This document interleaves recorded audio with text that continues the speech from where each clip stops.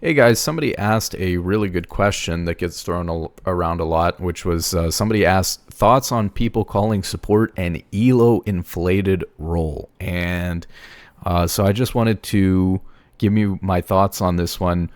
I think it's a complicated question. I think the reason why people say that support is an Elo inflated role is because supports have really bad mechanics, and sometimes they look bad, right? And it's often difficult for support players to get to the same rank, let's say, on a mechanically intensive role, or it seems like it would be because their mechanics are bad. Arguably, there's also less competition in the role because less people play the role than most other roles in most circumstances. So if there's less people playing, obviously it's going to take a less skilled player and even a less knowledgeable player to get to the same level, that somebody else would in a more popular role. But, here's my response. Basically, that being said, jungle is also a knowledge-based and less mechanically intensive role. In my opinion, even less so than support on purely mechanics alone, because you don't have to lane versus anyone. You don't learn how to trade. And you spend 99% of your time fighting AI.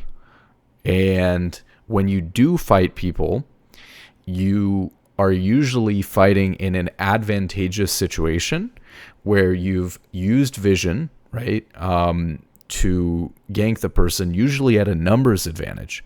And so you're usually taking fights with the numbers advantage or where you have a huge positional advantage over your opponent. And there is a big difference between being mechanically skilled enough 1v1 or 2v2 to just be facing off versus somebody 1v1, 2v2, and be able to go in on them and just kill them out of nowhere. And there is between flanking around behind somebody and killing them. Now, they're both important skills, and one's not necessarily more valuable than the other, but one is more mechanically intensive. So in my opinion, the argument that support's not good because it's not mechanically intensive, I would argue that jungle is even less mechanically intensive than support. Also, when we look at the less competition because there's less people playing the role, it really depends on the rank in the server. I mean, often support is, of course, the least popular role, and so this is true. But on a lot of servers, and in a lot of ranks, support isn't really that far behind other roles, or in some cases, other roles are actually less popular than support. So, for example, right now we can look at Iron Plus in NA, and we can see that support has a 19% popularity. Jungle and AD carry are not far behind at 19.5%. So the question is, does this tiny difference in popularity actually mean that support is way more Elo inflated than those other roles? I don't think so. Obviously, there is a little bit less competition in support because of the lack of people, but it's not that bad. Now, I think what really gets people when it comes to this question is when you say Elo inflated, what you're essentially saying is this person's higher rank than they should be. So let's say that this person now was playing a role that's not Elo inflated or is the opposite of Elo inflated. So let's say if they were playing the most popular role and the most mechanically intensive role, which in NA we can see most popular role would be top lane, and top lane's probably a pretty mechanically intensive role, or you could argue mid lane, which is also a very mechanically intensive role and quite popular. So if you're talking about top or mid lane, right, the question would be if someone's playing a role that's Elo underinflated, which would be the opposite of support, where the mechanics are quite high and the player base is bigger, and so there's more competition to get to the top ranks on the role. The question is basically, if a support player were to play mid or top versus if a mid or a top player were to play support, would the support player be able to reach the same skill level on mid or top in like roughly the same amount of time, same number of games as the mid or top player would take to reach that level on support. And a lot of people are going to automatically think that the top laner or the mid laner, if you take a Masters support player and you take a Masters mid laner, that if the support player switched to mid lane and played 200 games, and the mid laner switched to support and played 200 games, a lot of people are going to assume that the mid laner would do better. And I don't necessarily agree that there's evidence for this. And so let me try to, address this by saying that where do people get this impression from? Because there aren't a lot of supports who are, streaming or whatever and switching around, and we see this high elo support player trying to play another role. So my question is, where are the support players doing this that we're comparing it to? Because I'm a support player, and I've been involved with League for a long time, and I honestly can't tell you, there probably somebody's done it, but I can't tell you one support player who I know who's done something like that. So you have no baseline to compare it to. You're just assuming that based on the mechanical differences between the two roles. But the fact is that what it takes to learn and get better at League is something that any high elo player has probably learned by the time they reach Masters, or especially like GM Challenge or whatever. And so I don't doubt that a support player would be able to take the same principles that got them to Challenger and apply them to another role and also get to Challenger on that role, even if it's more mechanically intensive. They just learn the mechanics eventually. So I don't agree with that, because I don't think there's a real baseline. So now where do people get this impression from? It's because of the mechanics, but it's also because we do have situations where the reverse is true, where we see somebody who doesn't play support switching and playing support and usually doing pretty well. And so let's think of some examples of that, right? So for one that's going to come to mind recently is you have someone like Tyler1 who switched from playing AD carry to playing all kinds of different roles, every different role in the game, and switched to support and was able to climb on support to Challenger and climb pretty quickly and easily on support to Challenger, let's say. But there's a couple of things to keep in mind. Tyler1 actually got to Challenger in less games on mid lane than it took him to get to Challenger on support. So that's number one. Support was second least number of games. The other thing is that Tyler played support as the last role that he was doing a challenge for. And in my opinion, and maybe this is true, maybe it's not, my impression would be that if you have someone who's going to get to Challenger in all 5 roles, that they're going to have a harder time with their second role that they're trying to get to Challenger than they are going to have with additional roles once they've gotten already 3 roles, 4 roles to Challenger.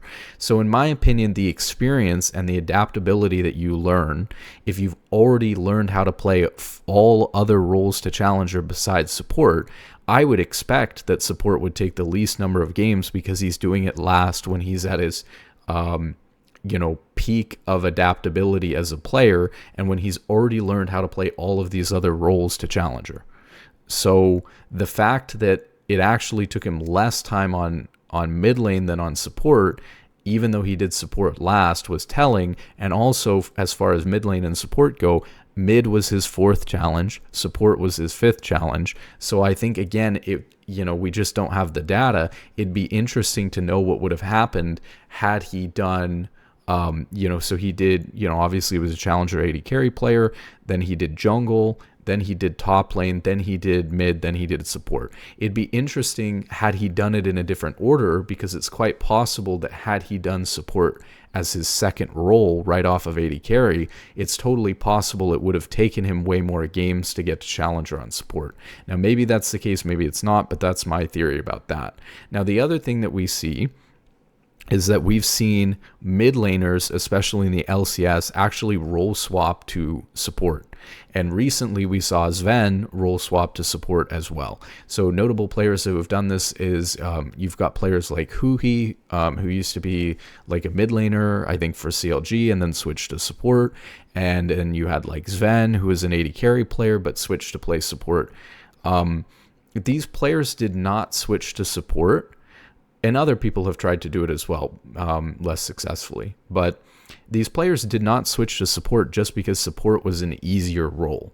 Sven switched to support only because Berserker was such a good AD carry player, and he was such a capable player, that having both of them on the same team together would be more beneficial to Cloud9 than him continuing to play AD carry and like go to another team or whatever, right? So that was just a better situation for them, but it didn't really have much to do with support. It had to do with Berserker being a really good player. Similar situation when you look at like Huhi. One of the reasons why Huhi decided to switch to support was not because of a specific player on any team or anything like that, but because of import rules. A lot of the more skilled roles, like mid lane, were roles where there was a lot of competition from imports in NA, and there were very few native players playing that role at the time. And so Huhi switched to support because people didn't feel like it was worth it to import a support player. And so they were importing, top laners, they were importing mid laners. Sometimes they would import an AD carry, then maybe a jungler, right? And so if you were a domestic player, one of the easiest roles for you to get into as a domestic player was support. And the other thing about that is that, and this doesn't necessarily have to do with the support role itself, but at the time as well, there weren't enough good professional support players in NA. And so that was a role where there was less competition, sort of like there is in solo queue. And ultimately, there are less competent pro players in support because there aren't enough support players in solo queue and not enough players in general on the server. So that's sort of downstream from this, first point that we made, which is that support might be less skilled or a little bit elo inflated because there's less competition in the role. But the reality is that people didn't, he didn't switch from mid to support because support's, less mechanically demanding or something like that, or easier to get higher elo on than mid. He switched to support because there was less competition in terms of professional players, less competition in terms of imports in that role. And so I just don't necessarily think that that's the case. Now, one interesting example that I thought of actually while we've just been talking about this is actually originally, but this was a long time ago to be fair, Doublelift actually started as a support player, and then he role swapped to AD carry, and he was one of the best AD carries that we ever had in NA. So again, I think that that's a great example of this idea that support players can't switch to another role and do well is kind of not necessarily true. But I do think that support players have worse mechanics. A lot of that is because they're not having to farm. They're not having to worry as much about like proper laning because of that, and so they're not having to, there's a lot of things that they can do with their positioning that an AD carry or a mid laner or top laner would never be able to position like that in lane. They're not getting focused as much, so when they play a role where in team fights people are focusing them, or in lane people are focusing on poking them and harassing them and backing them off of where they're trying to stand, it becomes a lot harder than on support where people just kind of let you do a lot of whatever. And so maybe you get punished a little bit less. But again, I think compared to jungle where you're not laning against anyone at all, it's still more on support than it is on jungle. In my personal experience, I can say that I have my experience with playing other roles is that I did play a bunch of Maokai jungle games. And to me, it actually doesn't even have to do too much with switching roles. It has a lot to do with whether I'm playing a tank versus not playing a tank. So let me see if I go back here, we can see the actual results of this. So in the first split, I guess this wasn't a ton of games. It's not as many games as I thought it was. Or maybe it was more before. Okay, so so in 2023, so this was season 13 split 2, my second most played champion was Maokai. There was a mix of a few Maokai support games in here, but I know that the vast majority of these games were on jungle. And I went 24 and 21 on my main account in Diamond 1 to Master Elo, playing Maokai Jungle at a 53% win rate on 45 games. And then the next split, which was, this last split, Season 14, Split 1, I also played 22 games on Maokai Jungle, and I also went 12 and 10, which is a 55% win rate. So my experience is actually that without having played more than, I mean, if you add up all of my ranked games where I've been autofilled jungle or I decided to queue jungle for some random reason, going back to when I first started playing the game in like Season 3, I've probably only played like 100, maybe 200 jungle games in ranked total, like ever. And that's a lot less than support, because support I've probably played thousands, right? So, and those games of experience that were years and years ago in Season 3 and Season 4 are so far removed from me. Essentially, I have no experience playing jungle, and I was able to pick up jungle on my main account in a pretty high elo and win most of my games because I was playing an easy to play champion. I was playing a tank, and I'm comfortable playing tanks because I play tanks in support, and I was able to win, well over 50% of my games. Now, maybe that's an outlier. Maybe it's just jungle, because jungle, like I said, is also a less mechanically intensive role. But I know how to move around the map, and I know where action's going to happen from roaming on support. And so playing jungle really for me was just about finding a champion to play, learning how to clear on that champion, which it just involves like watching a video of someone who knows how to clear on the champion well, and then doing it a couple of times so that I was good at doing it. And then like just learning some basic pathing. So there wasn't really anything special for me about learning how to play jungle. I'm very confident that if I got on a fresh account on jungle, I would be able to get to masters, on jungle in 100, 200 games, just like I would on support in 100 or 200 games. You don't get there instantly, unfortunately. So, take that for what you will. That's my response to, whether support's an Elo inflated role or not. Even if it is, maybe just slightly. And I wouldn't really like discredit, an entire player's experience, knowledge, and journey because it's a slightly easier role to climb on, even if it was. And I don't necessarily know that that's true. So keep that in mind. Maybe once I hit challenger on support, I will actually be a support player who will, switch to another role and maybe start trying to get challenger on some other roles, and we'll see how true that is and how many games it takes me to do it. So,